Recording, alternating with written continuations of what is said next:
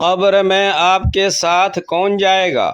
ذرا تصور کیجئے، آج رات اگر آپ کو خبر مل جائے کہ کل آپ کی زندگی کا آخری دن ہے تو آپ کیا کریں گے؟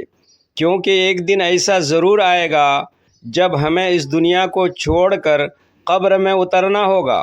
وہ قبر جہاں نہ موبائل ہوگا، نہ بینک بیلنس، نہ دوست، نہ رشتہ دار، صرف آپ ہوں گے اور آپ کے اعمال۔ رسول اللہ صلی اللہ علیہ وسلم نے فرمایا، میت کے ساتھ تین چیزیں جاتی ہیں: اس کے گھر والے، اس کا مال اور اس کے اعمال۔ دو واپس لوٹ جاتے ہیں اور ایک باقی رہتا ہے۔ گھر والے اور مال واپس لوٹ جاتے ہیں جبکہ اعمال اس کے ساتھ رہتے ہیں۔ سوچئے، جس مال کے لیے ہم دن رات بھاگتے ہیں وہ قبر میں ہمارے کسی کام نہیں آئے گا۔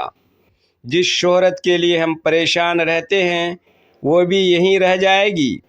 قبر میں صرف نماز کام آئے گی، صدقہ کام آئے گا، قرآن سے تعلق کام آئے گا اور لوگوں کے ساتھ کیا گیا حسن سلوک کام آئے گا۔ اس لیے آج ہی اپنے رب سے تعلق مضبوط کر لیجئے، اس سے پہلے کہ لوگ ہمارے بارے میں کہیں اللہ ان کی مغفرت فرمائے۔